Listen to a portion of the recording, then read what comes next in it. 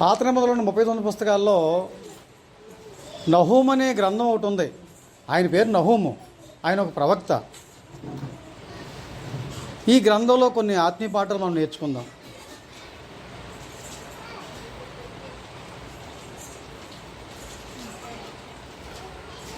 ఈ నహూము అనే పేరుకి అర్థం ఏంటంటే ఆదరణ. నెహెమ్యా అనే పేరు కూడా అర్థం ఆదరణే. ఇతడు ఎవరనేది మనం గ్రంథంలో చదువుకుంటే 1:1 ఎల్కోషు అనే ఊరువాడు ఇతను. ఎల్కోష్ అనే ప్రాంతానికి చెందినవాడు. ఎల్కోష్ అనే ప్రాంతానికి మరొక పేరు ఏంటంటే కపెర్నహూము. కపెర్నహూమ్ అన్న ఎల్కోష్ అన్న ఒకటే. ఇతడు 2 గోత్రాలైనటువంటి యోధా బెన్యమీను మధ్యలో ఇతడు ప్రవక్తగా ఉన్నాడు. యోధా మధ్యలో పనిచేసిన వ్యక్తిగా ఉన్నాడు. ఇతడు ఎప్పుడు పనిచేశాడంటే ఇశ్రాయేలీలు 10 గోత్రాల వారు చెరగపోయిన తర్వాత యోధా వారు బబులోను దేశానికి చెరగపోకముందు ఈ మధ్యలో ఆయన ప్రవక్తగా పనిచేశాడు. ప్రత్యేకించి ఎవరి గురించి మాట్లాడతాడంటే ఈయన ఈ నినెవే నాశనం గురించి ఆయన ప్రవచనం చెప్తాడు. ఇతడు ఎవరి కాలంలో ప్రవక్తగా ఉన్నాడంటే అతని సమకాలీకులు ఇర్మియా, హబక్కుకు, జపన్య వీళ్ళందరూ కూడా అతని సమకాలీకులు. గమనించండి, ఈ నహూము గ్రంథంలో 2 ప్రాముఖ్యమైన సంగతులు మనం గుర్తుపెట్టుకోవాలి. 1, అష్షూరీయుల నాశనం గురించి దేవుడు మాట్లాడతాడు. 2, దేవుని పిల్లైనటువంటి యోధా వారి భవిష్యత్తు గురించి, లేకపోతే వారి యొక్క ఆదరణ గురించి సంగతులు ఈయన వివరిస్తుంటాడు, ప్రవచిస్తుంటాడు. అన్యులు రాసిన పుస్తకాలు 3 ఉన్నాయి. అన్యులు రాసిన పుస్తకాల గ్రంథంలో 3. అందులో నెంబర్ 1 ఒకటి ఏంటంటే ఓబద్య గ్రంథం. ఓబద్య గ్రంథం ఎవరికి రాయబడిందంటే ఎవరికి రాయబడింది? ఎదోమీయులకి. ఓబద్య గ్రంథం వాళ్ళు అన్యులు, అంటే యూదులు కాని వాళ్ళు ఎవరైనా సరే అన్యులే. 2, యోనా గ్రంథం ఎవరికి రాయబడింది? నినెవే వారికి. ఎవరు నినెవే వారు? అష్షూరీయులు. వాళ్ళు అన్యులు. అష్షూరీయులకు ముఖ్య పట్టణం ఏంటంటే నినెవే. తర్వాత నహూము గ్రంథం ఎవరికి రాయబడిందంటే అది కూడా అన్యులకే, అష్షూరీయులకే. అంటే ఒక్క అష్షూరీయులకి 2 పుస్తకాలు రాయబడ్డాయి. ఒకటేమో యోనా గ్రంథం అయితే రెండోది నహూము గ్రంథం. అర్థమైందండి? యోనా గారు ప్రవచించినప్పుడు ప్రజలు విన్నారు, దేవుని పట్ల విశ్వాసం ఉంచారు, విధేయత చూపించారు, వారి చెడుతనాన్ని విడిచిపెట్టారు. ఆ ఫలితంగా దేవుడు వారిని ఏం చేశాడు? రక్షించాడు. కానీ నహూము విషయంలో నహూము ఒకవేళ ప్రకటన చేసినా వారు విన్నారు, కానీ వారు విర్రవీగారు. ఫలితంగా వారు విరిచివేయబడ్డారు, లేకపోతే నాశనం చేయబడ్డారండి. అందును బట్టి యోనా గ్రంథానికి నహూము గ్రంథానికి మధ్యలో పోలిక మనం ఆలోచన చేస్తే యోనా గ్రంథంలో దేవుని కృప అయితే ప్రకటించబడింది, కానీ నహూము గ్రంథంలో దేవుని తీర్పు ప్రకటించబడింది. యోనా గ్రంథంలో నినెవేకి వ్యతిరేకంగా దేవుడు ఉన్నాడు. నహూము గ్రంథంలో దేవునికి వ్యతిరేకంగా ఎవరున్నారు? నినెవే వారు ఉన్నారు. యోనా గ్రంథంలో దేవుని కృప దొరుకుతుంది, కానీ నహూము గ్రంథంలో దేవుని కృప లేదు, కానీ దేవుని తీర్పు ఉంది. యోనా గ్రంథంలో మారుమనసు పొందడానికి అవకాశం ఉంది, కానీ నహూము గ్రంథంలో మారుమనసు పొందడానికి అవకాశం లేదు. యోనా గ్రంథంలో దేవుని ప్రేమ బయలుపరచబడింది, కానీ నహూము గ్రంథంలో దేవుని తీర్పు బయలుపరచబడింది. ఇలాంటి వ్యత్యాసాలు మనం చెప్పుకోవచ్చు అన్నమాట. అర్థమవుతుందండి? ఈ నహూము గ్రంథంలో 3 సంగతులు గుర్తుపెట్టుకోవాలి. దేవుడు రోషం గల దేవుడు అనే సంగతి ఇక్కడ మనం చదువుకుంటాం. 2, దేవుడు తీర్పు ఇచ్చే దేవుడు అనే సంగతి తెలుసుకుంటాం. 3వది ఏంటంటే దేవుడు న్యాయవంతుడు అనే సంగతి. 3 సంగతి ఇక్కడ మనం నేర్చుకుంటామండి. God is jealous God, God is judge, God is just. దేవుడు రోషం కలిగినవాడు, దేవుడు తీర్పు తీర్చేవాడు, దేవుడు న్యాయవంతుడు అనే సమాచారము ఈ నహూము గ్రంథంలో మనం తెలుసుకుంటాం. ఈ ప్రపంచాన్ని పరిపాలించడం అంటే సామ్రాజ్యం ఎన్నో తెలుసా అండి? మొట్టమొదటి సామ్రాజ్యం ఏంటి చెప్పండి? ప్రపంచాన్ని పరిపాలించింది, రూల్ చేసింది. ఈ ప్రపంచాన్ని పరిపాలించినటువంటి మొట్టమొదటి సామ్రాజ్యం ఏంటంటే ఐగుప్తు సామ్రాజ్యం. మొట్టమొదటి సామ్రాజ్యం ఏదండి? ఐగుప్తు సామ్రాజ్యం. ఈ ఐగుప్తును బలమైన సామ్రాజ్యం, దీనికంటే బలమైన సామ్రాజ్యం మనకు వచ్చింది. ఆ సామ్రాజ్యం ఈ ఐగుప్తును ఓడించింది. ఆ సామ్రాజ్యమే అష్షూరు సామ్రాజ్యం. అష్షూరుకి ముఖ్యపట్నం ఏంటి? నీనివే. ఈ అష్షూరు సామ్రాజ్యం కంటే బలమైన సామ్రాజ్యం ఒకటి వచ్చింది. అదేంటంటే బబులోను సామ్రాజ్యం. బబులోను సామ్రాజ్యం కంటే మరో బలమైన సామ్రాజ్యం వచ్చింది. అదేంటంటే మాదియా పారసీక సామ్రాజ్యం. మాదియా పారసీక సామ్రాజ్యం కంటే బలమైన సామ్రాజ్యం మరొకటి వచ్చింది. అది గ్రీకు సామ్రాజ్యం. గ్రీకు సామ్రాజ్యం కంటే బలమైన సామ్రాజ్యం మరొకటి వచ్చింది. అది రోమా సామ్రాజ్యం. రోమా సామ్రాజ్యం కంటే మరీ మరీ మరీ బలమైన సామ్రాజ్యం ఒకటి వచ్చింది. అది దేవుని సామ్రాజ్యం, దేవుని రాజ్యం. క్రీస్తు సంఘమే దేవుని రాజ్యం. ఇప్పుడు మనం దేవుని రాజ్యంలో ఉన్నాం. ఎన్ని చెప్పాను ఇప్పుడు నేను? 7 సామ్రాజ్యాలు చెప్పాను. నెంబర్ 1 ఐగుప్తు, 2 అష్షూరు, 3 బబులోను, 4 మాదియా పారసీక, 5 గ్రీకులు, 6 రోమీలు, 7 దేవుని రాజ్యము, దేవుని సామ్రాజ్యం. ప్రపంచం అంతా దేవుని రాజ్యం ఉంది. క్రీస్తు సంఘాలు ఉన్నాయి. ఇందులో ఒక రాజ్యం గురించి మనం ప్రత్యేకించి చెప్పుకుంటున్నాం. 7 విషయాల్లో కూడా ఎవరి గురించి మాట్లాడుకుంటున్నామంటే మనం ప్రత్యేకించి ఈ గ్రంథంలో అష్షూరు గురించి మనం చదువుకుంటున్నాం. మీరు గుర్తుపెట్టుకోండి, నహూము గ్రంథంలో ఏముంటుందని సమాచారం అష్షూరుల యొక్క నాశనం గురించి చెప్తాడు. అర్థమైందండి? అష్షూరుల యొక్క నాశనం గురించి. ఉపజ్య గ్రంథం ఎవరి నాశనం గురించి చెప్తాడు? ఎదోమీయుల నాశనం గురించి. దీని తర్వాత ఉన్న పుస్తకం ఏంటండి? హబక్కు గ్రంథం. తర్వాత చదువుతాం మనం. హబక్కు గ్రంథం ఎవరి నాశనం గురించి చెప్తాడు తెలుసా అండి? బబులోనీల నాశనం గురించి చెప్తాడు. వాళ్ళు చేసిన పాపాలు చెప్తాడు, వారు కలగబోయే శిక్ష ఏంటో చెప్తాడు. అది మనం గమనించాలా. అయితే మొట్టమొదట చెరలోకి వెళ్ళిపోయింది ఎవరో తెలుసా అండి? 10 గోత్రాల వాళ్ళే. ఎవరు చెరలోకి వెళ్ళిపోయారు? వాళ్ళు ఈ 10 గోత్రాల వాళ్ళు అష్షూరీయుల చెరలోకి వెళ్ళిపోయారు. అష్షూరీయుల చెరలోనికి 10 దేశాల 10 గోత్రాల వారు 10 గోత్రాల వారు వాళ్ళు ఏం చేశారు? అష్షూరు చెరలోనికి వెళ్ళిపోయారు. ఎందుకు వెళ్ళిపోయారు వాళ్ళు? ఇశ్రాయేలుని చెరకు అప్పగించింది ఎవరు? దేవుడు. చెరలోకి ఎందుకు పంపించాడంటే తన పిల్లలకి బుద్ధి రావాలని, వారిని శిక్షించడానికి. సాధారణంగా జైలుకి ఎందుకు తీసుకెళ్తారు చెప్పండి? జైలుకి ఎందుకు తీసుకెళ్తారంటే వాడికి బుద్ధి రావడానికి, వారిని శిక్షిస్తే వాడికి ఏమవుతుందని. మనం కూడా బిడ్డలు ఏం చేస్తాం? మనము బుద్ధి రావడానికి బెత్తం ఆడతాం, కొడతాం, తిడతాం, వారికి బుద్ధి రావడానికి. దేవుడు కూడా వాళ్ళకి బుద్ధి రావడానికి అటు ఇశ్రాయేలు కానీ ఇటు యోదావాన్ని కానీ 70 సంవత్సరాల చెరలోకి పంపించేస్తాడు. వారు 70 సంవత్సరాల చెరలో ఉంటారు. అంటే వారు కర్మగారాన్ని పంపించాడు అనమాట. ఓ కర్మగారానికి ఒక వస్తువుని ఎందుకు పంపిస్తాం చెప్పండి? నా బండి పాడైపోయింది శుభ్రంగా, కర్మగారాన్ని పంపించాను. వాళ్ళు ఏం చేస్తారు? శుభ్రంగా చెత్తకూడదాన్ని కొత్త బండి తయారు చేస్తారన్నమాట. ముందు అక్కడ పంపించాలా, సుత్తి దెబ్బలు తగలాలి దానికి. అవునండి. దేవుడు కూడా ముందు 10 గోత్రాల వాళ్ళని అష్షూరులకు అప్పచెప్తాడు.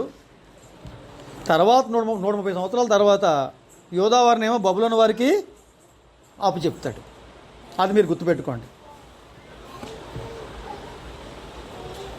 దేవుడు ఇశ్రాయేలీల్ని చెరలోకి ఎందుకు పంపిస్తాడు? దానికి కారణం ఉంటుంది. దేవుడు కారణం లేకుండా ఏ పని చేయడండి. న్యాయాధిపతుల గ్రంథం మనకు అర్థమైతే 7 సార్లు చక్రం తిరుగుతుంది. ఏంటి చెప్పండి? అది వాళ్ళు పాపం చేస్తారు. పాపం చేస్తే దేవుడు ఎవరికి అప్పచెప్తాడు? వాళ్ళని శత్రువులకు అప్పచెప్తాడు. శత్రువులకు అప్పచెప్తే మళ్ళీ వాళ్ళు ఏం చేస్తారు? తర్వాత మూడో స్టెప్, దేవునికి ప్రార్థన చేస్తారు. ప్రార్థన చేస్తే దేవుడు ఏం చేస్తాడు? వారిని కనికరించి ఒక న్యాయాధిపతిని పంపించి వారిని ఏం చేస్తాడు? రక్షిస్తాడు. అలా కొద్దికాలం నెమ్మది కలిగి ఉంటారు. తర్వాత మళ్ళీ ఏం చేస్తారు? మళ్ళీ కుక్కతో వంకరలాగా మళ్ళా పాపం చేస్తారు. పాపం చేస్తే దేవుడు ఎవరికి అప్పచెప్తాడు? శత్రువులకు అప్పచెప్తాడు. శత్రువులకు అప్పచెప్తే వీళ్ళు ఏం చేస్తారు? ప్రార్థన చేస్తారు. ప్రార్థన చేస్తే దేవుడు ఏం చేస్తాడు? వారిని రక్షించడానికి ఒక న్యాయాధిపతిని పంపిస్తాడు. అలా కొద్ది కాలం నెమ్మది పొందుతారు. మళ్ళీ ఏం చేస్తారు? ఇలాగా కుక్కతోక వంకరలాగా ఈ చక్రంలో ఎన్నిసార్లు తిరిగిందో తెలుసండి? 7 సార్లు తిరిగింది. ఇక్కడ కూడా ఇశ్రాయేలు దేవుడు శత్రువులకు ఎందుకు అప్పచెప్తున్నాడంటే వాళ్ళకి బుద్ధి రావాలని ఇశ్రాయేల్ని శత్రువులకు అప్పచెప్తానని చెప్పేసి మరి చాలా విషయాలు గ్రంథంలో ఉన్నాయి. వాళ్ళు అష్షూరు చెరలోకి వెళ్ళిపోతారన్న సమాచారము మరి గ్రంథంలో చాలా చోట్ల ఉంది. ఇశ్రాయేల్కి తీర్పు జరుగుద్దనే సంగతి గ్రంథంలో చాలా చోట్ల ఉంది. నేను అన్నీ చదివిన తెలుసుకోవట్లేదు కానీ రాజులు 2వ గ్రంథం 17 అధ్యాయం తీయండి. 22-23 వచనాలు చదువుదాం. రాజులు 2వ గ్రంథం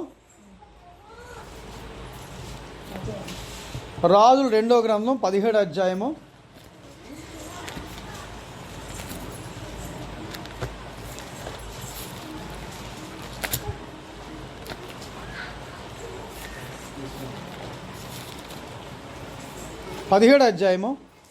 22-23 వచనాలు చదువుదామండి. 22 ఇశ్రాయేలు వారు యెరొబోము చేసిన పాపములలో యెరొబోము ఏం పాపం చేశాడు? దూడలను ఏర్పాటు చేసి బేతేల్లో చోట దానిలో చోట దూడలను ఏర్పాటు చేస్తాడు. విగ్రహారాధన ప్రోత్సహించిన వాడు ఉన్నాడు యెరొబోము. ప్రజలు కూడా రాజుగారిలాగే విగ్రహారాధకులు అయిపోయారు. చూసారా? ఇశ్రాయేలీయులు యెరొబోము చేసిన పాపములో దేన్ని విడువక వాటిని అనుసరిస్తూ వచ్చిరి కనుక తన సేవకులైన ప్రవక్తల ద్వారా యెహోవా సెలవిచ్చిన మాట చెప్పున దేవుడు ముందుగానే తన ప్రవక్తల ద్వారా చెప్పాడు. వారు అష్షూరు చెరలోకి వెళ్ళిపోతారని చెప్పాడు. కొందరు ప్రవక్తల ద్వారా దేవుడు చెప్పించాడు. ఆ ప్రవక్తల ప్రవచనాల ప్రకారంగా దేవుడు ఏం చేశాడు చెప్పండి? ఆయన ఇశ్రాయేలు వారిని తన సముఖంలోని వెళ్ళగొట్టాను.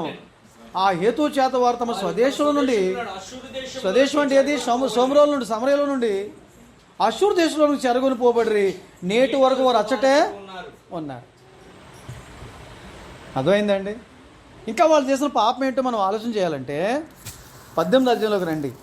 9వ వచనం నుండి 12వ వచనం వరకు సమాచారం మనం చదువుదాం. రాజైన హిజ్కియా ఏలుబడిలో 4వ సంవత్సరం మందు ఇశ్రాయేల్ రాజైన యాలా కుమారుడుకు హోషేయ ఏలుబడిలో 7వ సంవత్సరం మందు అష్షూరు రాజైన షల్మానెషెరు షోమ్రోను పట్టణం మీదకు వచ్చి ముట్టడి వేసెను. 3 సంవత్సరములు పూర్తి అయిన తర్వాత అష్షూరీయులు దాన్ని పట్టుకునిరి. హిజ్కియా ఏలుబడిలో 6వ సంవత్సరమందు ఇశ్రాయేలు రాజైన హోషేయ ఏలుబడిలో 9వ సంవత్సరమందు షోమ్రోను పట్టణము పట్టబడెను. షోమ్రోను పట్టణం అంటే ఏదండి? అది షోమ్రోన్ అంటే ఏంటి? సమరియా ఎవరికి ముఖ్య పట్టణం? 10 గోత్రాల వారికి. యెరూషలేము ఎవరికి ముఖ్య పట్టణం? 2 గోత్రాల వారికి పట్టబడింది. ఇంకా చదువుదాం. తమ దేవుడైన యెహోవా సెలవిచ్చిన మాట వినని వారే. ఎవరు వాళ్ళు? తమ దేవుడైన యెహోవా సెలవిచ్చిన మాట విన్నోళ్ళు ఎవరండి? ఇక్కడ ఇశ్రాయేలీయులు. అందుకే వారిని శిక్షించాలనుకుంటున్నాడు దేవుడు. వారు వినను వారే ఆయన నిబంధనకును ఆయన సేవకుడైన మోషే ఆయన సేవకుడైన మోషే ఆజ్ఞాపించిన దాని అంతటికి లోబడక ఏం చేశారండి? నిబంధనకి మోషే ఆజ్ఞాపించిన ఆ ధర్మశాస్త్రాన్ని వారు ఏం చేశారు చెప్పండి? అతిక్రమించారు. అప్పుడు దేవుడు చూడండి, అష్షూరు రాజు ఇశ్రాయేలు వారిని తీసుకొని పోయి గోజాను నది దగ్గరనున్న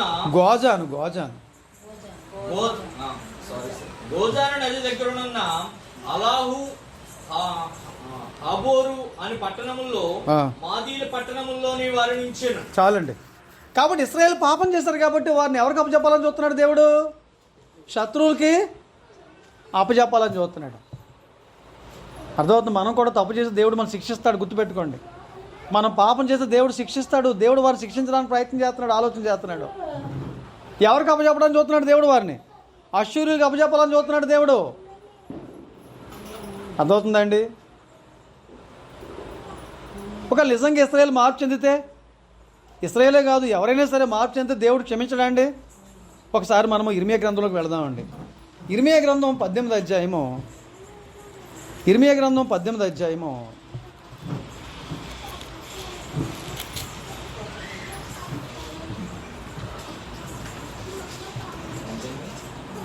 7 నుండి 10 వచనాలు చదువుదామండి. దేవుడు అంటున్నాడు, పెళ్ళగింతుననియు విరగొట్టుననియు నశింపజేయుదుననియు ఏదో ఒక జనమును గూర్చి గాని రాజ్యమును గూర్చి గాని నేను చెప్పి ఉండగా. దేవుడు ఒక రాజ్యం గురించి కానీ ఒక జనం గురించి కానీ ఏం చెప్తున్నాడు చెప్పండి? ఏం చెప్పాడంటే, మొట్టమొదటిగా పెళ్ళగిస్తాను, 2 విరగొడతాను, 3 నశింప చేస్తాను. ఒకవేళ చెప్తే దేవుడు ఒక రాజ్యం గురించి కానీ ఒక జనం గురించి కానీ అలా చెప్పిన తర్వాత ఏ జనం గురించి నేను చెప్పితునో ఆ జనము చెడుతనం చేయుట ఏమండి మానవిస్తే, ఒకవేళ అలా చెప్పిన తర్వాత దేవుడు నేను ఏ పట్టణాన్ని అయితే నాశనం చేస్తాను అన్నాడో అలా చెప్పిన తర్వాత వాళ్ళు నిజంగా మారుమనసు పొందితే దేవుడు ఏమంటున్నాడు? వాళ్ళని క్షమించి. అలా ఎవరి విషయంలో జరిగిందండి గ్రంథంలో? శిక్షిస్తానని చెప్పాడు, శిక్షించకుండా వదిలిపెట్టాడు, వారిని క్షమించాడు. వారు పశ్చాత్తాపడినప్పుడు ఎవరి విషయంలో? నినివే ప్రజల విషయంలో. జరగలేదా మరి? దేవుడు ఎలాంటి చూడండి, మంచితనం చూడండి. ఏ జనమును గురించి నేను చెప్పేదునో ఆ జనము చెడుతనం చేయటం మానేళ్ళ నేను వారికి చేయను ఉద్దేశించిన కీడును గురించి. నిజమే, వాడు కీడు చేద్దాం అనుకున్నాడు దేవుడు నినివే ప్రజల విషయంలో, కానీ కీడు చేయకుండా ఆయన తన మనసు మార్చుకున్నాడు. తర్వాత మరియు అంటున్నాడు చూడండి, కట్టెదననియు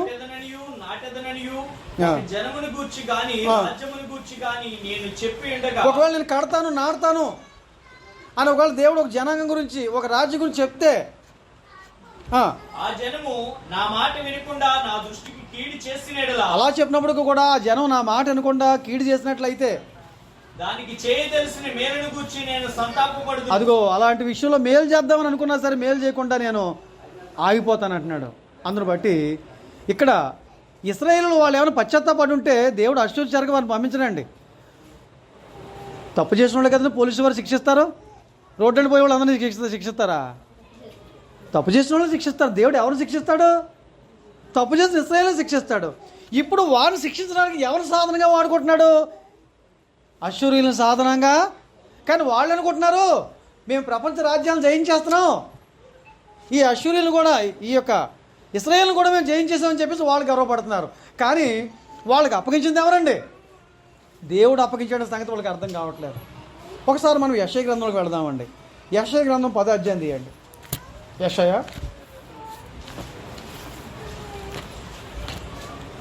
యెషయా గ్రంథము 10వ అధ్యాయం తీయండి. 10వ అధ్యాయం తీస్తే ఎన్ని వచనాలు మనం చదువుకోవాలంటే 5వ వచనం నుండి 16 వరకు మీరు చదవాలి. నేను అన్నీ చదివించను, ఒక రెండు వచనాలు చదివిస్తాను మాత్రం చూడండి. 5వ వచనం చదవండి. అశ్షూరీయుల శ్రమ నా కోపమునకు సాధనమైన దండము, నా దుడ్డు కర్ర, నా ఉగ్రత వారి చేతిలో. ఎవరి చేతిలో ఉంది నా ఉగ్రత? అశ్షూరీయుల చేతిలో ఉంది. వాళ్ళు నా చేతిలో దుడ్డు కర్ర. దుడ్డు కర్ర అంటే ఏంటండి? మనము భద్రత కోసం పొలాలకు వెళ్ళేవాళ్ళు ఏం చేస్తారు? ఇప్పుడు నా చేతిలో కర్ర ఎవరు? అశ్షూరీయులు. ఎవరిని కొట్టడానికి వాడుతున్నాను ఇప్పుడు నేను? ఇశ్రాయేలు కొట్టడానికి. కానీ వాళ్ళు అలా అనుకోవట్లేదు, వాళ్ళు అస్సిస్తున్నారంట. ఇంకో మాట మీకు చూపిస్తాను, అక్కడ 10 రోజులు చదివేయండి. గొడ్డలు అంటుందటండి గర్వంగాను. గొడ్డలు ఏమైనా అస్సేపడుతుందటండి. నేను నరికేదని చెట్టినట్టుందంట. గొడ్డలు నరికేస్తుందండి, మనం నరకంటాను. మనిషి సహాయం లేకుండా గొడ్డలు నరికేస్తుందా? మనిషి గొప్పదా గొడ్డలు గొప్పదా? అంటే మనిషి చేతిలో ఇది ఒక సాధనం అంతే. ఇప్పుడు ఈ గొడ్డలు ఎవరు? అశ్షూరీయులు. ఎవరండి గొడ్డలు ఎవరు ఇక్కడ? ఎవరి చేతిలో సాధనంగా వాడబడతారు ఈ గొడ్డలే? దేవుని చేతిలో. ఇప్పుడు నరకబడేది ఎవరిని? నరికేది ఎవరిని? రంపం గురించి మాట్లాడారు చూడండి తర్వాత మాట. రంపము తనతో కోయవాని మీద పొగడుకొనిన. రంపు అంటే పొగడుకుంటుందా? నేను కోసేసాను. దేన్ని? ఈ చెట్టుని నువ్వు కోసేసావా? కోసేవాడు లేకుండా రంపు హసించడానికి వీలేదు. కాబట్టి వీళ్ళు కూడా అలాగే హసిస్తున్నారండి. మేము ఓడించేసాం ఇశ్రాయేలుని. ప్రపంచంలో చాలా రాజ్యాలు మేము జయించేస్తున్నాం, ఈ ఇశ్రాయేలు కూడా మేము జయించేసాం అనుకుంటారంట. కానీ వాస్తవంగా వాళ్ళకి ఒక సంగతి తెలియదు ఏంటంటే ఈ అశ్వినుల చేతికి అప్పగించేదేవాలండి వీళ్ళని. మహాదేవుడు యెహోవాదేవుడు అప్పచెప్పాడు. ఎందుకు అప్పచెప్పాడు? వీళ్ళు పాపం చేస్తారు కాబట్టి. వాళ్ళు ఎలాంటి వాళ్ళు తెలుసా అండి? కొంత చేయమంటే ఎక్స్ట్రా చేస్తున్నారండి వాళ్ళు. ఎందుకండి దేవుడు కొంత చేయమంటే వాళ్ళు ఎక్స్ట్రా చేస్తున్నారండి. మీకు ఒక మాట చెప్తాను, మీకు ఉదాహరణ చెప్తాను. మనము పిల్లలను జాయిన్ చేసిన తర్వాత నా చింత నుంచి నేను గమనిస్తున్న సంగతి చెప్తున్నాను. మీరు కూడా అలాగే చేసుకుంటారు. మ్యాథ్స్ సార్కి ఏం చెప్తారు చెప్పండి? మ్యాథ్స్ సార్ అంటే మా పిల్లోడు బాగా చదవాలి, మాట లేకపోతే బాగా చదవకపోతే మీరు కొట్టండి, నేనేమన్నా అనేవరా రాదా చెప్పండి. ఇప్పుడు ఏమంటున్నారు మీకు తెలిసి? ఎందుకని మా పిల్లలు 2 వేలు దెబ్బపడితే బాగోదండి మ్యాథ్స్ సార్, జాగ్రత్త. ఇప్పుడు ఎలా అంటున్నారో చెప్పండి. ఎందుకు అనవలసి వచ్చిందో అది కూడా మీకు కారణం చెప్తాను. కొందరు మ్యాథ్స్లో చదువు చెప్పడం చేతగాక పట్టుకునే పనిగా పెట్టుకొని 7 ఏళ్ళు కూడా వేస్తున్నారండి. 7 ఏళ్ళు కూడా వేస్తున్నారండి. అందును బట్టి కొట్టండి అని మనం చెప్పాం. ఎందుకు? వాళ్ళకి భయం వస్తుందండి. మనం ఒక మ్యాథ్స్లకే అప్పచెప్పాం తప్ప ఇంకెవరు కొట్టినా మనం తట్టుకోలేమండి. మ్యాథ్స్ కూడా మనకు అలవాటు కొడితే మనం తట్టుకోలేమండి. మన పిల్లలకు బాగా బుద్ధి వస్తుంది, బాగా జ్ఞానం వస్తుంది, బాగా చదువుకుంటే కొట్టండి అన్నాం. ఇప్పుడు మీకు అర్థమయ్యే చెప్తున్నా మాట. నేను దేవుడు కూడా ఏమన్నాడంటే అశ్వినులతోటి, అశ్వినులు మ్యాథ్స్ అనుకుందాం, ఇశ్రాయేలు పిల్లలు అనమాట, దేవుడి పిల్లలు. ఇదిగో నా పిల్లల్ని నువ్వు కొట్టు అన్నాడు. ఎందుకు? బుద్ధి వస్తుందని కొట్టు అంటే ఈ మ్యాథ్స్ ఏం చేశారంటే ఆయన కొట్టిన దెబ్బలకి ఈ చెయ్యి ఇరిగిపోయింది, ఈ కాలు మీద కొడితే కాలు ఇరిగిపోయింది. అలాగే కాలు చెయ్యి ఇరిగిపోయిన తర్వాత ఆ బిడ్డను తీసుకొచ్చి ఇంటికి వచ్చిన తర్వాత మ్యాథ్స్ కొట్టగా నా చెయ్యి ఇరిగిపోయింది నాన్న, కాలు ఇరిగిపోయింది నాన్న అంటే మీరు ఏమంటారు? మ్యాథ్స్ ఊరుకుంటారా? ఊరుకోరమ్మా మీరు? ఇక్కడ ఊరుకున్న వాళ్ళు ఎవరున్నారండి? ఇప్పుడు కొట్టడం మానేసి ఆ మ్యాథ్స్ ఏం చేశాడు? ఎక్స్ట్రా చేశాడు లేదని చెప్పండి. ఎక్స్ట్రా ఏంటి? ఇది చేస్తారండి కాళ్ళు చేతులను. అదేనండి ఇప్పుడు అశ్వినులు చేసింది ఏంటంటే ఎక్స్ట్రా చేశారు. కొట్టు నా పిల్లలని దేవుడు అంటే కొట్టడం ఎంత గట్టిగా కొట్టాడు తెలుసా అండి? ఎక్కడ కొడితే అక్కడ చెయ్యి ఇరిగిపోతుంది, కాలు మీద కొడితే కాలు ఇరిగిపోతుంది. అంటే ఎక్స్ట్రా చేశారు వాళ్ళు. ఇంకో మాట చెప్తాను. ఈ అశ్వినులు ఎలాంటి వాళ్ళు అంటే ప్రపంచాన్ని జయించేస్తున్నారు. అప్పటికి ఇశ్రాయేలు జయించేశారు. ఇశ్రాయేలు దేవుడే వారికి అప్పచెప్పాడు. ఆ సంగతి వాళ్ళకి అర్థం కావట్లేదు. తర్వాత వారికి ఎలాంటి ఆలోచన వచ్చిందంటే ఈ 10 గోత్రాలు మేము ఓడించేసాం కదా, ఆ 2 గోత్రాలు మేము ఓడించలేమని చెప్పేసి ఆ 2 గోత్రాల మీద బయలుదేరారు. ఆ విషయం కూడా మనం యెషయా గ్రంథంలో మాట ఒకసారి మనం చదువుదాం. 10వ అధ్యాయము, యెషయా గ్రంథం 10వ అధ్యాయము. ఆ ఒక్క వచనం చదివిస్తాను చూడండి. 10వ అధ్యాయము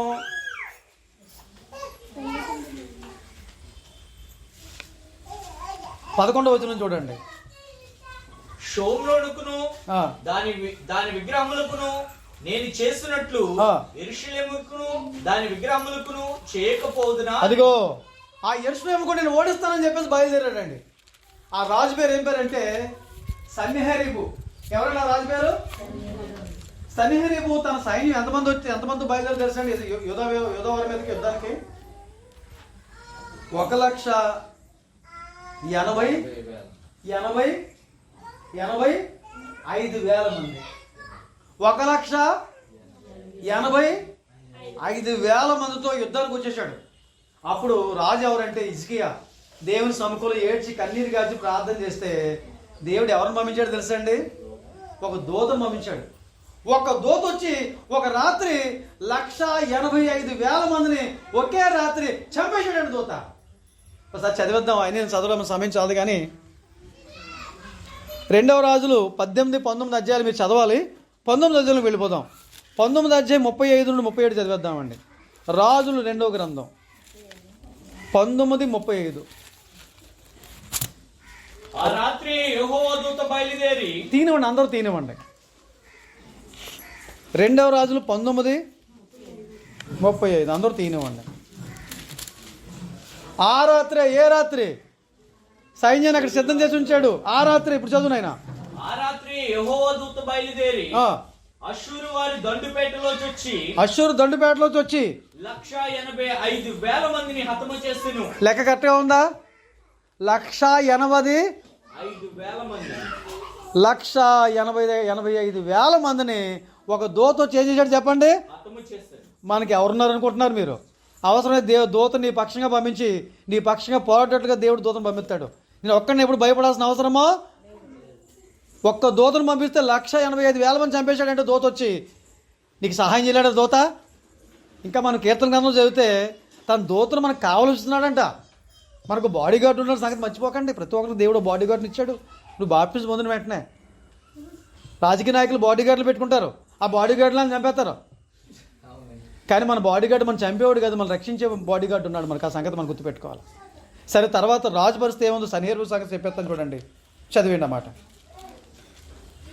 ఉదయమున జనులు లేచి చూడగా, ఏ జనులు యోధావారు లేచి చూడగానే ఏం జరిగిందండి? వారందరూ మృత కళేబరములై ఉండిరి. అన్ని శవాలు, 185,000 శవాలు కనబడుతున్నాయి ఇశ్రాయేలు యూదా వారికి. అష్షూరు రాజైన సన్హెరీబు తిరిగిపోయి నినివే పట్టణమునకు వచ్చి, నినివే పట్టణానికి వచ్చేసాడు. నినివే ఏంటి? తర్వాత అష్షూరు ముఖ్య పట్టణం, దాని ముఖ్య పట్టణానికి వచ్చేసాడు. వచ్చిన తర్వాత అతడు నిస్రోకు అనే తన దేవత మందిరం ముందు మ్రొక్కుచుండగా, తన దేవత మందిరానికి వెళ్ళి తన దేవతకి ఏం చేస్తున్నాడండి?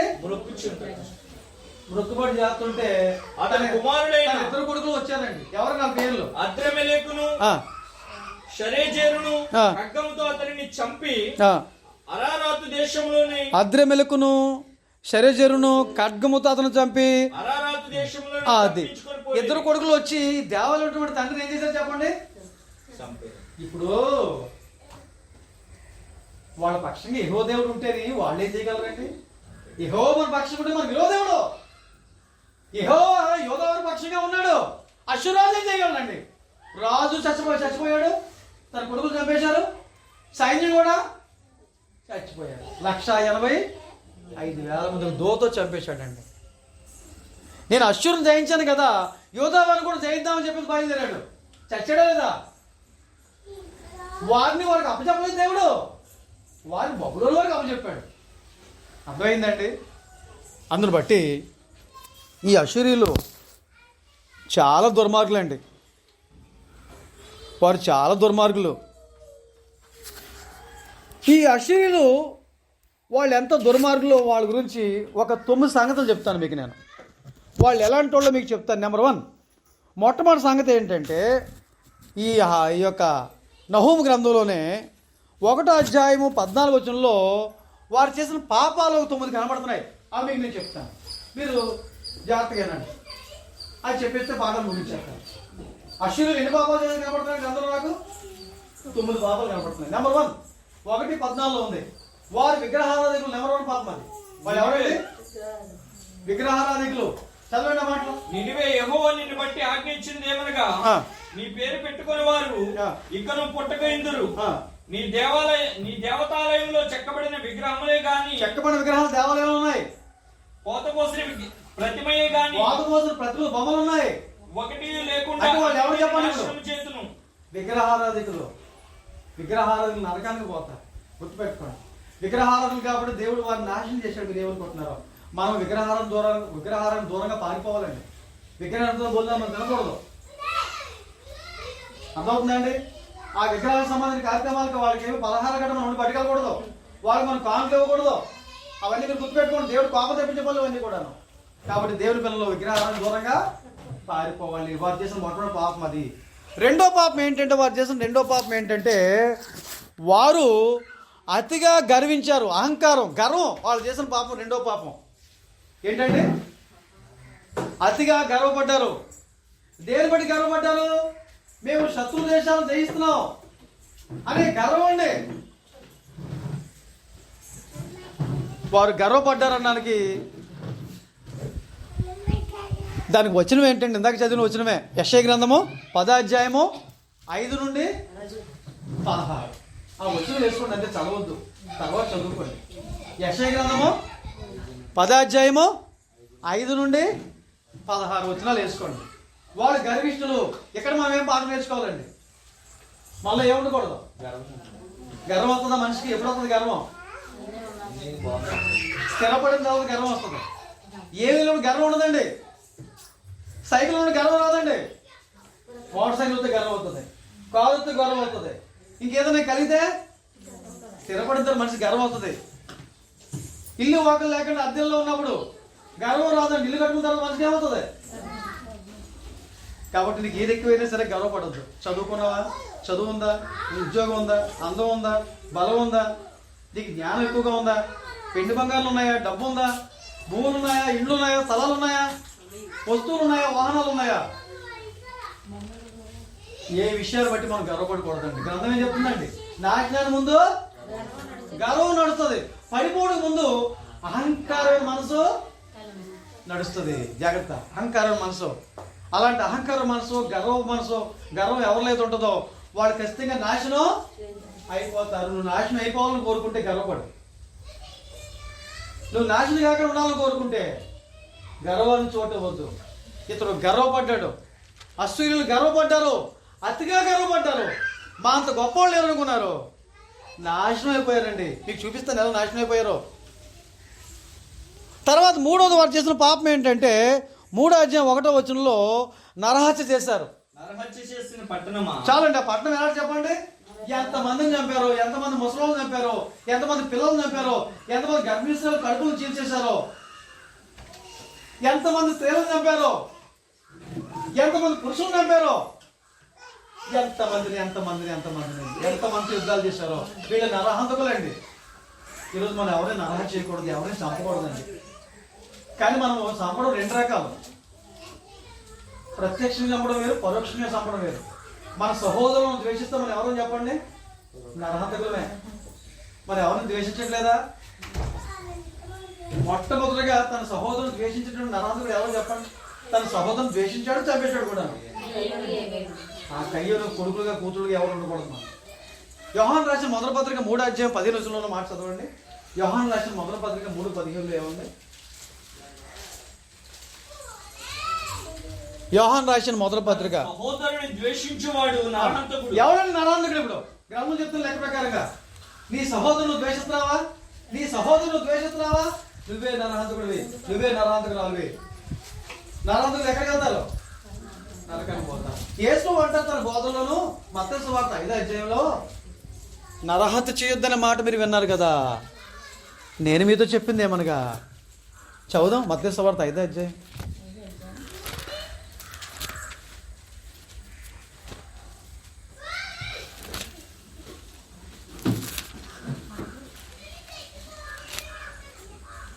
నరహత్య చేయవద్దు. 5:21. నరహత్య చేయవద్దు. నరహత్య చేయవాడు విమర్శకు లోనగునని. నరహత్య చేసిన వాడు తీర్పులోకి వెళ్తాడు అనే మాట మీరు విన్నారు కదా. నేను మీద చెప్పింది ఏమనగా తన సహోదరుని మీద కోపపడు ప్రతివాడు విమర్శకు లోనగును. తన సహోదరుని మీద కోపపడే ప్రతివాడు దేనికంటే తీర్పుకి. ఎవరి మీద కోపం ఉంచుకొని పడుకుంటున్నావా? ఆ కోపం ఏం చేద్దాం? రాత్రికి గుడ్లు పెట్టి పిల్లలు చేసేస్తారు. ఏంటి కోపం ద్వారా వచ్చి పిల్లలు ఏంటి చెప్పండి? కోపం ద్వేషం పగ ప్రతీకారం తీసుకునేట్టుగా ఆ ప్రతీకారం నరహత్యకి దారి తీస్తుందండి. ముందు కయ్యంలో కోపం ఉంది, కోపం ద్వేషంగా మారింది, ద్వేషం పగగా మారింది, పగ ప్రతీకారంగా, ఆ ప్రతీకారం నరహత్యగా దారి తీస్తుంది. కాబట్టి మళ్ళీ కోపం ఉండాలి. కానీ ఎలా ఉండాలి చెప్పంటారండి? చెరువులో ప్రవహించే నీరులా ఉండకూడదు. ఎలా ఉండాలి? నదిలో ప్రవహించే పాత నీరు పోతుంటది. అంటే సూర్యుడు అసలు సమయానికి మనం ఎవరి కోపం ఉంచుకొని ఇంకా చదువు. మత్తయి సువార్త 20వ మాట చెప్తున్నారు. నీ సహోదరుడు ద్రోహి అంటే, వ్యర్థుడు అంటే నువ్వు విమర్శకు లోనవుతావు, తీర్పు లోనవుతావు అని చెప్తున్నాడు. సహోదరుని వ్యర్థుడు అనవద్దు, ద్రోహి అనవద్దు అని చెప్తున్నాడు. కోప్పడు ప్రతివాడు విమర్శకు లోనగును. సహోదరుని చూసి వ్యర్థుడా అని చెప్పువాడు మహాసభకు లోనగును. ద్రోహి అని చెప్పువాడు నరకాగ్నికి లోనగును. చాలండి. అందరూ బట్టి నరహత్య, రక్తపాతం చూసి సృష్టించే మనుషులు వీళ్ళు నరహంతకులు. కాబట్టి మనం ఎవరం కూడా నరహంతకులుగా ఉండకూడదు. మన సహోదరులు ద్వేషిస్తే మనమే నరహంతకులు అయితే నరకానికి పోతాం సంగతి గుర్తుపెట్టుకోండి. తర్వాత వారు చేసిన మరో పాపం ఏంటంటే 3వ అధ్యాయం 1వ వచనంలోనే వారు మోసం చేశారని ఉందండి. వీళ్ళు ఎలా మోసం చేస్తారంటే వ్యాపారాలు చేస్తారు. మోసంతో కూడా వ్యాపారాలు చేస్తుంటారు వాళ్ళు. అంటే చుట్టుపక్కల రాజ్యాలన్నింటినీ మోసగించి సంపాదించినటువంటి రాబడి తమ విలాసాలకు ఉపయోగించేవారండి వీళ్ళు. అన్యాయం చేసి మోసాలు చేసి డబ్బు సంపాదిస్తుంటారండి వీళ్ళు. ఈరోజు మనుషులు ఎలా సంపాదిస్తున్నారు చెప్పండి? డబ్బుని న్యాయంగానే సంపాదిస్తున్నారు అందరూ. రెండు దారులు. ఒకటి న్యాయమైన మార్గం, రెండోది వడ్డీ వ్యాపారం. ఆ న్యాయమైన మార్గం కాదు సుమా. ఈ మధ్య వారం వడ్డీలో ఏంటున్నాయి,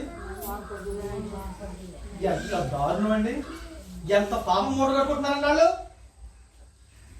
ఎంత అన్యాయం అండి అవి. మన దేవుడు బిడ్డలమే. వద్దు, ఇలాంటి డబ్బు మనకు వద్దండి. నీ కష్టం ఎందుకు ఆశపడు, వడ్డీ సొమ్ము వద్దు. 15 క్రితం 4 రోజుల్లో మాట్లాడా, తన ద్రవ్యాన్ని అతను తన ద్రవ్యాన్ని వడ్డీకి ఎవడు, ఆ మాట తెలియదా మీకు? నువ్వు క్రైస్తుడివే, ఇలా సంపాదించే డబ్బు ఉండదండి. సొలొమోను మాట చెప్తాడు, మీకు తెలుసండి సంగతి.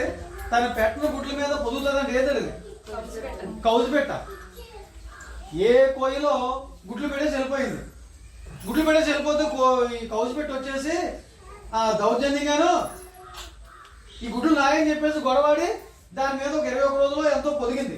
పొదిగిన తర్వాత పిల్లలు కూడా చేసేసింది. చేసిన తర్వాత పిల్లలు కొంచెం పెద్ద అవుతున్న తర్వాత కోత వస్తుంది. అయ్యో నా పిల్లలు ఎంత మురిసిపోతుందో. ఓ రోజు అమ్మ అక్కడ పువ్వు అందండి. అదేంటి పువ్వు అంటుంది, ఇక్కడ మా అమ్మకి అల్లరి కోత రావట్లని చెప్పేసి ఆ కోత పట్టుకొని ఈ పిల్లలన్నీ ఎక్కడ పోయండి వాళ్ళ అమ్మ దగ్గరికి. ఇదేమనుకుంది ఇప్పుడు, అదే ఎంత ప్రయాసపడ్డాను, నా ప్రయాస అంతా మోసం చేసి సంపాదించిన డబ్బు అలాగే పోతుంది. అది వడ్డీలలో పట్టిపోతారు, అప్పులలో పట్టిపోతారు, హాస్పిటల్ కన్నా పోతుంది. లేకపోతే నువ్వు పాడన్నా పాడేసుకుంటావు, లేదా దొంగలు కన్నవేసాన్ని పట్టిపోతారు. ఆ డబ్బు ఎలా పోతుంది మనం మాత్రం అడగండి, నన్ను అడగండి, నాకు తెలీదు. కానీ పోవడం మాత్రం కష్టం, అది ఖాయం. అందుకని చెప్పేసి ఈరోజు అన్ని ఫీల్డ్లోనండి, ఏ డాక్టర్ ఫీల్డ్లో మోసం చేయట్లేదండి, అన్ని ఫీల్డ్లో కూడా, అన్ని రంగాల్లో కూడా, వ్యాపారాల్లో మనం మోసాలు చేయొద్దండి. న్యాయంగా సంపాదించుకుందామండి.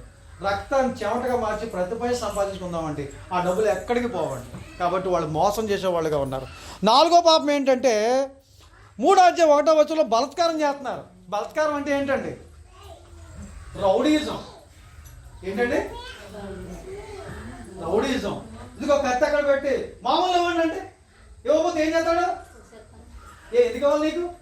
ఇప్పుడు ఇష్టపూర్వక ఇస్తాడండి, బలవంతంగా ఇస్తున్నాడు. దాన్ని ఏమంటారు? రౌడీయిజం, బలాత్కారం, దౌర్జన్యం. ఇంకో మాటలు చెప్పాలంటే ఇలాంటి పని ఎవరు చేస్తున్నారండి? అశ్వరీయులు చేస్తున్నారు. వాళ్ళు బలాత్కారం ఘోరమైన బలాత్కారం చేస్తున్నారు. 3:1 చదివండి అన్న మాట ఒకసారి. 3:1 చదివాను. మోసంతోనూ బలాత్కారంతోనూ నిండి ఉన్నది. అది బలాత్కారం అనే మాట ఉందండి. తర్వాత వారు చేసిన మరో పాపం ఏంటంటే 3:4 వారు వ్యభిచారం జాగ్రత్తం చేస్తున్నారు. 4వ చదవండి. చక్కని దానివై వేశ్య, అది వ్యభిచారం. చిల్లంగితనమందు జ్ఞానం గల దానివై జారత్వం చేసి జనాంగముల మీద చిల్లంగితనమును జరిగించి సంసారములను అమ్మివేసిన దాన. చాలండి. కాబట్టి ఇక్కడ వారు చేస్తున్న మరో పాపం ఏం కనపడుతుంది అంటే వ్యభిచారము, జారత్వం. వ్యభిచారం అంటే ఎవరు చేసేదండి? ఇది పెళ్లిలో అక్రమ సంబంధాలు పెట్టుకుంటే అది వ్యభిచారం, పెళ్లి కాలంలో అక్రమ సంబంధాలు పెట్టుకుంటే అది జారత్వం. రెండు తప్పే. పెళ్ళైన వాళ్ళు అక్రమ సంబంధాలు పెట్టుకోవద్దు, పెళ్లి కానివాళ్ళు. అలాంటి జారత్వం, వ్యభిచారం దేవుడు అసహించుకుంటాడు. అలాంటి పాపించుకోలేదు చేస్తున్నారు. ఉందన్నమాట. తర్వాత వారు చేసిన మరో పాపం ఏంటంటే 3:4 చిల్లంగితనం. ఏంటండి అది? చిల్లంగితనం అంటే వాడి భాష బైబిల్లో కానీ ఇంగ్లీష్ బైబిల్లో చదివితే మాంత్రిక విద్య అని ఉంటుందండి. అది ఏంటండి? ఓ రోజు పౌలు ప్రసంగం చేసినప్పుడు ఆ మాంత్రిక విద్య కలిగినటువంటి వాళ్ళందరూ కూడా పుస్తకాలన్నీ ఏం చేశారండి? కాల్ చేశారు. ఒకసారి మన అపోస్తల గ్రంథము 19:19 మాట ఉంటుంది చూడండి ఒకసారి. అపోస్తల కార్యాలు 19:19. అపోస్తల కార్యాలు 19:19.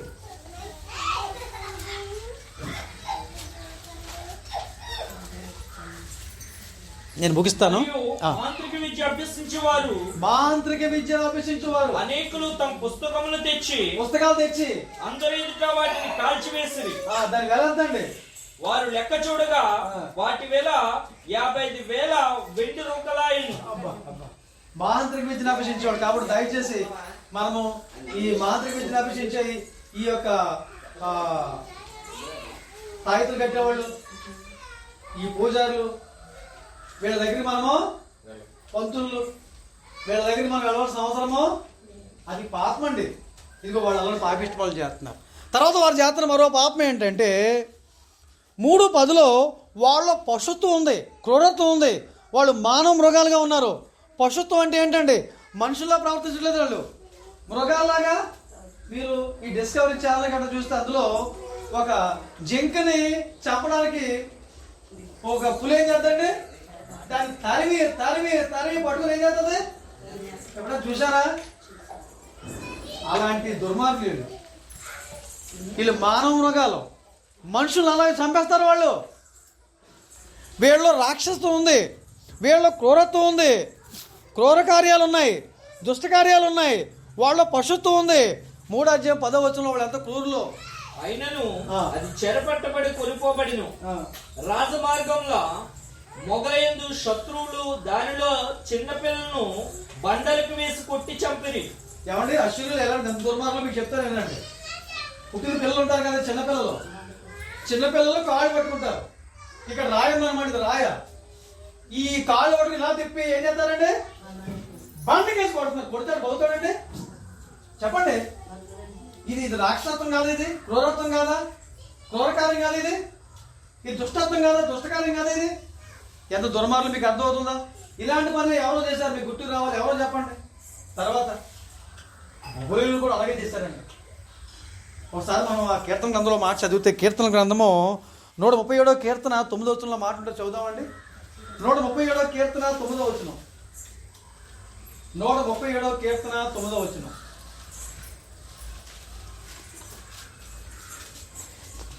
137వ కీర్తన 9వ వచనంలో ఏముందండి? వారు నీ పసిపిల్లలను పట్టుకొని వారిని బండకు వేసి కొట్టువాడు ధన్యుడు. కాబట్టి బబులోనీయులు కూడా ఏం చేశారు చెప్పండి? ఈ దేవుని పిల్లలు, ఇశ్రాయేలు దేవుని ప్రజలు వాళ్ళు ఎంతగా బాధించారంటే, బబులోనీయులు కూడా అసూయులాగే పసిపిల్లలు ఏం చేశారు? బండకేసి బాధేశారు, కొట్టేశారటండి. ఇది మీరు మంచి పని అంటారా మీ దృష్టిలోనూ? ఇలాంటి క్రూరత్వం మనకు ఉండొచ్చండి. తర్వాత వారు చేసిన మరొక పాపం ఏంటంటే 3:19 నీకు తగిలిన దెబ్బ బహు చెడ్డది, నీ గాయమునకు చికిత్స ఎవడును చేయజాలడు. జనులందరూ ఎడతెక నీ చేత హింసనుందిరి. అంటే జనుల్ని ఎడతెక హింస పెట్టారు వీళ్ళు. వాళ్ళు హింసకులు. హింస అంటే మీకు అర్థమవుతుందండి, బాధ పెట్టేవాళ్ళు. ఎప్పుడైనా భర్త భార్యను బాధ పెట్టేవాళ్ళు ఉంటారా? భర్తలు భార్యను బాధ పెట్టేవాళ్ళు ఉంటారా? భర్తలు భార్యను బాధ పెట్టేవాళ్ళు ఉంటారండి? ఎప్పుడు చూడలేదు మీరు. భర్తలు భార్యను బాధ పెడతారు. ఎక్కువగా బాధ పెట్టేవాళ్ళు భర్తలే. షాడిస్టులుగా కూడా కొందరు ఉంటారండి. షాడిస్ట్ భర్త ఎలా ఉంటాడో మీకు చెప్తాను చూడండి. ఈయన 10-11 అయిపోయిందని చెప్పి అప్పటిదాకా ఆనందంగా ఉంది. ఏమే నేను ఎప్పుడో వస్తాను, అప్పటిదాకా ఆనందంగా ఉంటాను చెప్పి జుట్టు పట్టుకొని కొట్టేసాడు, చెత్త కొట్టేసాడు, ఏడ్చేస్తుంటే నేను వచ్చేవరకు ఎందుకు ఆగాలి, తినేయాలి కదా, పడుకోవాలి కదా అన్నాడు. అలాగంటే అయితే రేపు అలాగే చేస్తామని చెప్పేసి తర్వాత రోజు భోజనం చేసేసి పెందలకాడే పడుకున్న తర్వాత లేపాడు. జుట్టుపడి మళ్ళా కొట్టాడు. మొగుడైనా బుద్ధి జ్ఞానం నీకు ఉందంటే, మొగుడు వచ్చేవారు నువ్వు భోజనం చేయకుండా ఉండవా? నువ్వు ముందు తినేస్తావు, నువ్వు నేను వచ్చేవరకు ఉండవా? నీకు మొగుడు అంటే గౌరవం లేదా? మనసు కూడా వెళ్తాడండి. ఇస్తారా ఈయన ఏం చేయాలంటారని నేను అడుగుతున్నాను. నేను ఇలాంటి చాడిస్ట్ మొగుళ్ళు ఉంటారు, చాడిస్ట్ పిల్లలు కూడా ఉంటారు.